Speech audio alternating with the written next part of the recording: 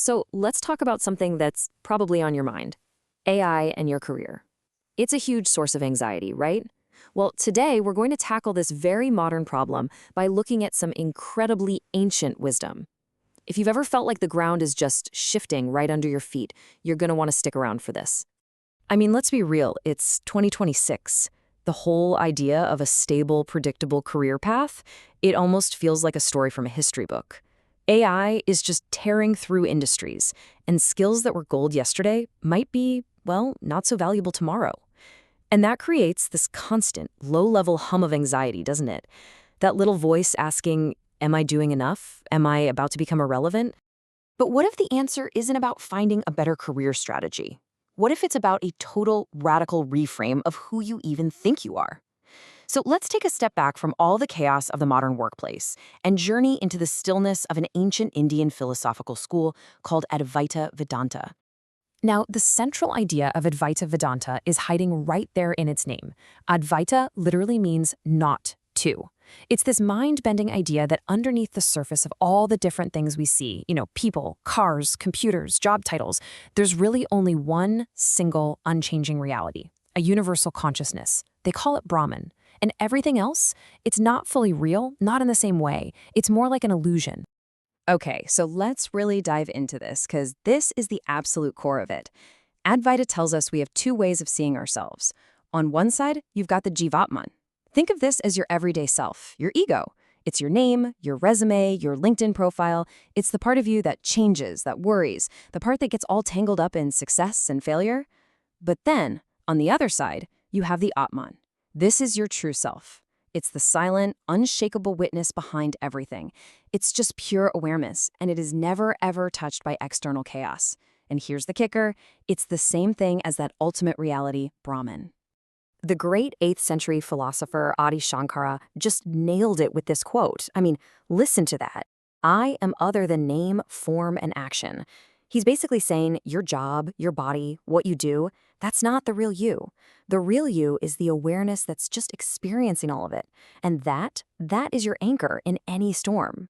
So you might be thinking, okay, that's a cool idea, but if I'm not my job, how am I supposed to function? How do I even show up to work? And that's a great question.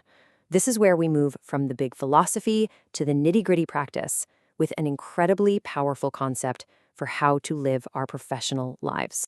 This principle is called nishkama karma. You can think of it as detached action. It's the art of pouring every ounce of your focus and energy into your work, doing the absolute best you can while completely letting go of what happens next. You act with excellence, but you release that desperate need for a specific outcome, whether it's a promotion, a bonus, or just a pat on the back. The reward is found in the action itself.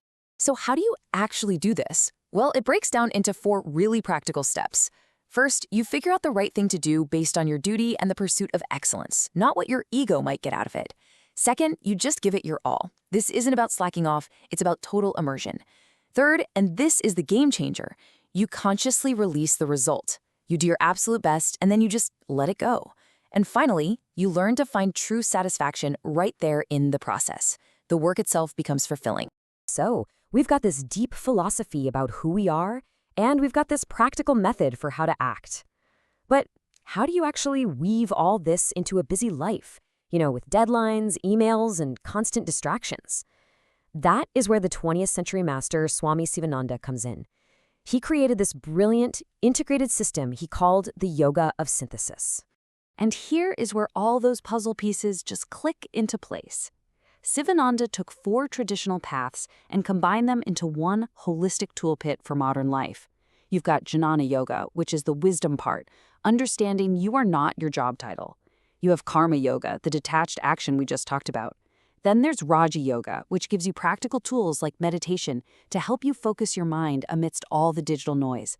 And finally, Bhakti Yoga, which connects you to a purpose bigger than your own ego, pulling you out of that self-centered anxiety.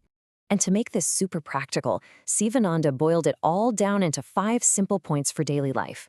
And the genius here is realizing that inner stillness isn't just a mental game, it's a whole body system. Proper exercise, proper breathing, even what you eat, all of this creates a stable physical foundation. And when your body is stable, it makes the mental work of positive thinking and meditation so much more effective. You're building resilience from the ground up, day by day. Okay, so let's bring this all the way back to where we started. Remember that feeling, that anxiety about your career in a world being totally flipped upside down by AI? Well, this ancient wisdom from Vedanta and yoga, it offers a profoundly different path forward. At the end of the day, the real shift is this. You stop trying to create the perfect, rigid 5-year plan, which is, let's face it, pretty much impossible today. Instead, you turn your focus inward. The goal is no longer a specific job title or salary. The goal becomes a state of being. You work on cultivating an inner stillness, a radical adaptability that is so deep that you can handle whatever comes your way. Because who you are is no longer tied to what you do for a living. So I'll leave you with one final question to really think about. As your job, your industry, and yeah, the whole world continues to change faster and faster, what is the part of you that doesn't change? What part of you remains? Finding the answer to that question, well, that's the ultimate career security.